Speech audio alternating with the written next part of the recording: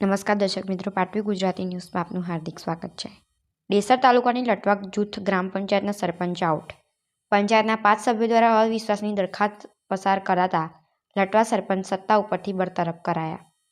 ગત તારીખ 27 ડિસેમ્બર 2024ના રોજ ડેસર તાલુકાના લટવા ગ્રામ પંચાયતના 5 સભ્યો દ્વારા અવિશ્વાસની દરખાસ્ત કરી અરજી લટવા પંચાયતના તલાટી કમ મંત્રીને આપી હતી। આજે તારીખ 27/2025ના રોજ અવિશ્વાસ પ્રસ્તાવ પસાર થતાં તાલુકા પંચાયતના નિમાયેલા અધિકારી કે.આર. ડામોરની ઉપસ્થિતિમાં લટવા ગ્રામ પંચાયતના સહસભ્યો સહિત સરપંચ કુસુમબેન સોલંકી હાજર રહેતા અવિશ્વાસનો પ્રોસિજર ચાલુ કરાતા સરપંચની વિરુદ્ધમાં 5 સભ્યોએ પોતાની આંગળી ઊંચી કરીને વિરોધ નોંધાવ્યો હતો, જ્યારે એક સભ્યએ સરપંચની તરફેણમાં આંગળી ઊંચી કરી મતદાન કર્યું હતું।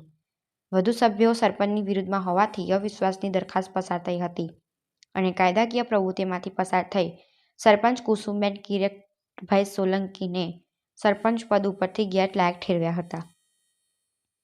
અવિશ્વાસ પ્રસ્તાવમાં 5 સભ્યો દ્વારા જણાવ્યું હતું કે તારીખ 19 ડિસેમ્બર 2021ના વર્ષમાં સ્થાનિક પંચાયતની ચૂંટણીમાં અમો સભ્યો અને સરપંચ પ્રજાના વિશ્વાસી મતો મેળવી વિજય થયા હતા। તેમાં કુસુમબેન કિરીટસિંહ સોલંકી સરપંચ તરીકે પદ સંભાળેલું હતું।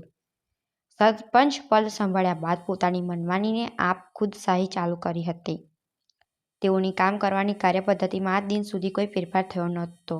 વારંવાર કામ બાબતે સરપંચને રજૂઆતો કરવા હોવા છતાં વાતો ધ્યાને ન લેતા સભ્યોને વિશ્વાસમાં લઈ એક પણ કામ કરેલું નથી અને સત્તાનો દુરુપયોગ કરી પોતાનું હિતનું અને લાભ થાય તેવા કામોને પ્રાથમિકતા આપતા હતા।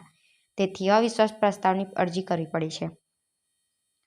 ડેપ્યુટી સરપંચ સોલંકી નિશાબેન જિગ્નેશકુમાર, સભ્યો સોલંકી વિક્રમસિંહ પ્રભાતસિંહ, ચૌહાણ શૈલેષકુમાર અમરસિંહ, સોલંકી બળવંતસિંહ મંગળસિંહ, સોલંકી મિત્તલબેન અરવિંદસિંહનો સમાવેશ થાય છે, જ્યારે લટવા સરપંચ કુસુમબેન સોલંકીની તરફેણમાં રાઠોડ દક્ષાબેન જગદીશકુમાર રહ્યા હતા।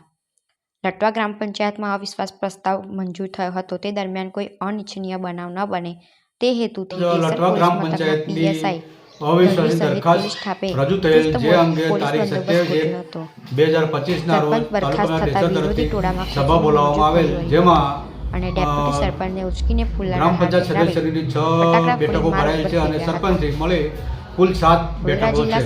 સભ્યો સંખ્યા છે, જેમાં સરપંચની અવિશ્વાસની દરખાસ્તની તરફેણમાં 5 મત મળેલ છે અને વિરોધમાં 2 મત મળેલ હોય। આજ રોજ અવિશ્વાસની દરખાસ્ત 2/3 બહુમતીથી પસાર કરવામાં આવેલ છે અને આજની અવિશ્વાસ દરખાસ્ત મંજૂર કરવામાં આવેલ છે।